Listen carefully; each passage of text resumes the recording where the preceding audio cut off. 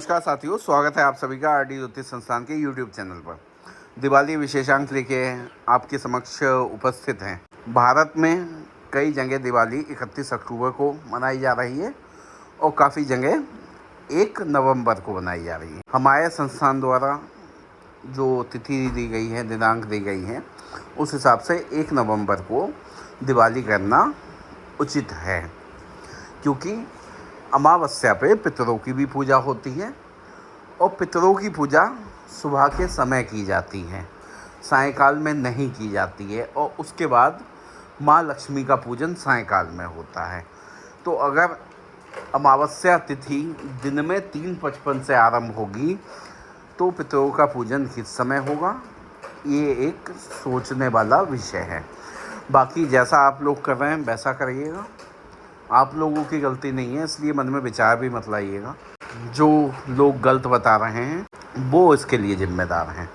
आपसे कमिट करा था कि दिवाली पे कुछ उपाय बताऊंगा जो बहुत ही लाभकारी होते हैं। सबसे पहले पूजा की बात कर लेते हैं। आगे पूजा विधि में देखिए, विशेष मुझे कुछ नहीं बताना है। पूजा जैसे आप करते हैं, आपके परिवार में होती है, वैसे ही आप पूजा करिएगा। तो पहले यम के समक्ष लगाने वाले 4 मुखी दीपक की बात कर लेते हैं। जो 5 दिवसीय त्यौहार जो है दिवाली का, उसमें 5 दिन ही लगाया जाता है। कहीं कहीं केवल नरक चौदस वाले दिन लगाया जाता है। तो नरक चौदस कायदे में कल है 31 तारीख की। बाकी जैसा आपके यहाँ हो रहा हो आप वैसा कर लीजिएगा, मैं उसमें ज़्यादा बहस में नहीं पड़ूँगा। ये तेल का कच्चा दिया होता है। 4 बाती वाली दीपक को प्रज्वलित किया जाता है। साथ में खील, बतासे, खिलौने, मिठाई भी अर्पित किए जाते हैं। ये पूजा दक्षिण की ओर मुख करके की जाती है, मुख्य द्वार पे। और इस पूजा को करने के लिए आप दक्षिण की तरफ मुख करेंगे, क्योंकि यमराज का स्थान दिशा दक्षिण है।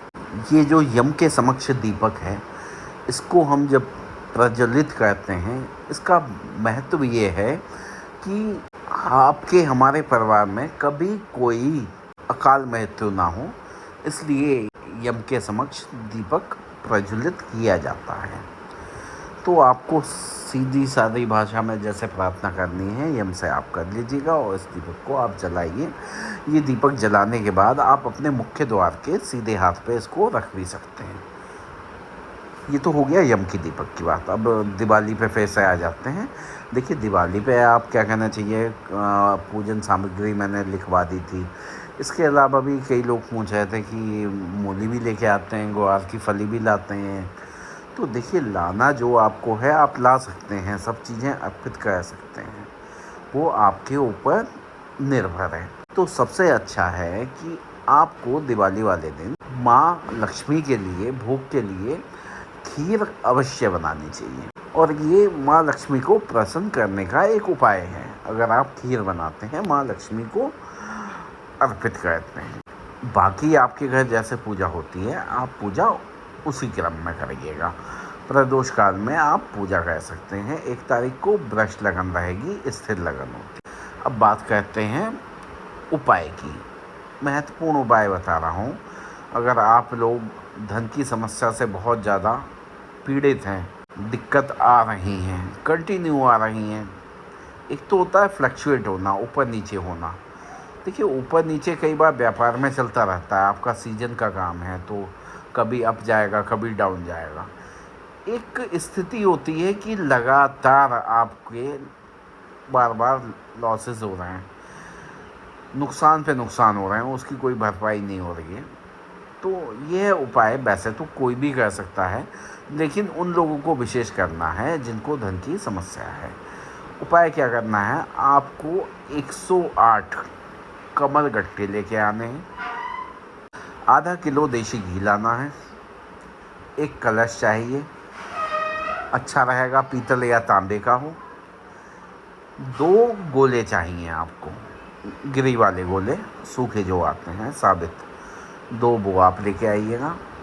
कुछ लौंग, कुछ इलायची, कुछ अक्षत, चंदन, रोली, हवन सामग्री भी चाहिए होगी। तो आपने जहाँ मंदिर है आपका, आप वहाँ दिवाली का पूजन करिए। पूजन करने के बाद आप 108 कमलगट्टों को घी की सहायता से एक छोटा सा सूक्ष्म हवन कर लीजिए। भगवान गणेश का आप पूजन करिए।